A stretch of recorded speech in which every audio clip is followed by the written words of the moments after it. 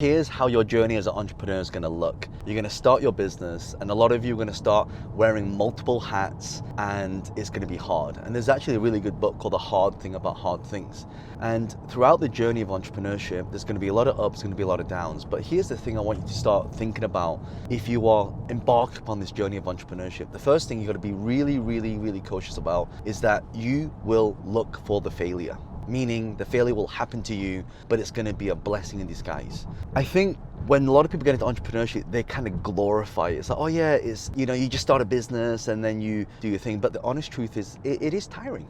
It is tiring. I mean, I've been on the road now for 10 days and it's been like 16-hour days. Is that a good thing? Is it a bad thing? Well, I think a part of it is looking at things differently and having different perspective. So first perspective is, okay, it's going to be hard. I know it's going to be hard, but it's how you position it as hard. Hard to one person is hard to somebody else.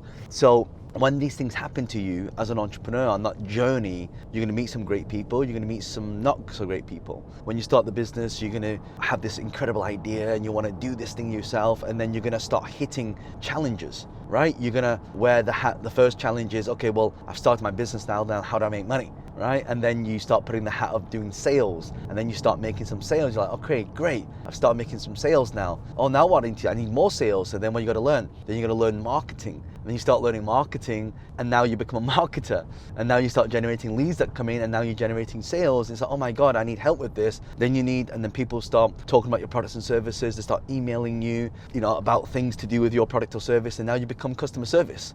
So now you do customer service, and then now what's happening? You're in your business again, and now you're dealing with some emails, and you're dealing with marketing, then you're dealing with sales. And then what happens is you end up wearing all the hats. And then when the end of the year comes, now you've got the finances to deal with. Now you're the CFO, right? So the journey of entrepreneurship is simple, but it's not easy. Let me explain. Simple in the sense that you've got to just do three things. 1, generate the leads. 2, make more money through the sales. 3, have systems in place to be able to automate things. Now, let's start with the first one. When you're marketing, you either learn marketing or you find someone who's really good at marketing. But I always suggest that if you're going to start getting into the business in the first place, you've got to make sure that you understand it first. I have so many people that come to me and say, John, I really want to learn about this. I'm in my marketing meetings and all my team are talking about, cost per lead, cost per acquisition, and all these things I don't understand. So as the CEO of the company, you really need to understand it at a very deep level. So no one's trying to pull the wool over your eyes. That's number 1. Number 2, is you got to make sure that if you are hiring somebody else, that person, first of all, they know what to do, they know how to do it, and they've got a proven track record of doing it as well. So there's a saying that say, if you understand marketing and don't understand sales, it's like people say, well, John, I've got a great web designer, they can make a really good website. Yeah, they can make a website look really nice, but can that website make money?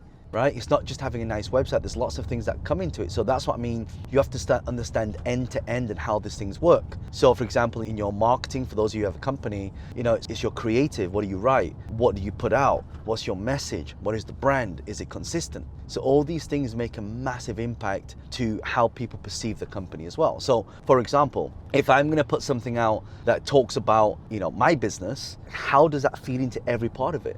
So that's number 1. Number 2, if you're going to get into the sales, all right, so there are different ways to make sales. So when I started in business, the first thing I did is I was the person going out to find the deals. So my first business was real estate. So I started to find property deals. I started to find people who wanted to sell the property below its market value. And one of the rules I was following was you make money when you buy, not when you sell. So that means I'm always looking for the deals at a discount. So if the property is worth $1 million, I'll buy it for $800,000. That was the number 1 rule. If I stuck to that rule, guess what? I always made money. Every time I broke the rule, I either lost money or I broke even. But the problem is I had to be the one going out knocking on all the doors. I had to be the one going out, and good thing is I got to understand the industry, but the bad thing is I couldn't scale because there was only so many hours I had in a day. So this is where you go to the next part. The next part is your partners or your partnerships, or what we call in property terms, we call it a JV, which is a joint venture. So the joint venture is who do I know who already has the deals in that area but doesn't want them. And you'll be surprised. By the way, this doesn't just have to apply for your properties, but any business that you're in. In fact, sometimes your best collaborators are your competitors. That's why we always say that it's never about your competition, right? It's about your collaboration. So for example, I would go to my competitors and I would say, look, you buy properties in, let's say, Manchester, and I buy properties, let's say, in Birmingham. So if you get anything in your area, and you get something in my area but you don't want to buy, let me know. And what I'll do, I'll reciprocate. So by working with partners, I was able to build even faster properties. And instead of buying one every 6 months, I could buy one every single month, you see? So just by understanding what that partnership is, even with my speaking career, I'm currently here now in Kuala Lumpur, in Malaysia. And so do I put my own events on? Absolutely. So when I'm doing keynotes all around the world, I can put my own events on, but it's a lot of effort. It's a lot of effort to do that, right? You got to market the event, you got to have a crew, you got to have your logistics, you have your audio visual. I mean, it's a lot of work. So it actually makes more sense to go to other people's events and speak. So when I first started some 20 years ago, I would say the first 5 years I was doing all of it myself. But as we moved on, I met a gentleman by the name of Richard Tan and Veronica Tan. And Richard kind of became my mentor in this space of business, events, keynoting and flying around the world, and also getting paid to speak as well. So I just think that a lot of you right now who are looking to create more sales, don't always think about how can you get the sales. Think about who can I go to where I can get more sales, who already have that whole infrastructure placed. That's number two. The third thing, again, as an entrepreneur, these are the three simple things that you really understand. So I want to look at systemization, right? Systemization, automation. So what do I mean? So in the early days, people used to send me an email and I would send them an email back. Now, of course, I get thousands and thousands of emails every single year, hundreds of thousands actually.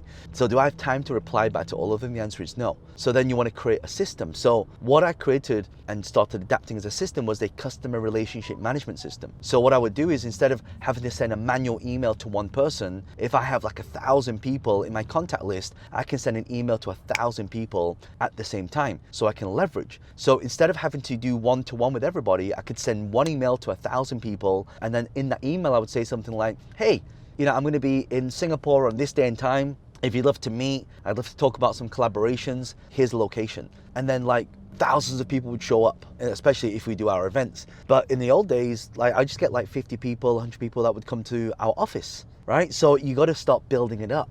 You got to start making sure that every time you're doing these systems, that you're able to just implement and send emails to people at any given time. So that was one system incorporated. Another one is online presence. So right now people always say, well, John, like, what are you up to? Right? Instead of having to reply to everybody, like that's why a lot of you should really create an online presence and think of it as a diary. So that's why I film a lot of this stuff. Number one, to add value to the community, to give tips, because a lot of people always ask me questions. And number two, to make sure that it's always kind of getting on that top of mind. It's like any thoughts I have that, okay, they can make an impact, but it's also to let people know where I am. So when I make a post, hey, I'm in Kuala Lumpur, then I get messages saying, hey, John, do you want to meet? When can you meet? So the collaborations happen. So instead of you having to contact everybody contacts you, saves you time. And just as an aside, by the way, if you can, at all times for systemization, your time is the most important. So try and get people to come to you instead of you having to go to other people. Why? Right? Because it saves your time. Of course, we're in transit now because we're actually on the way to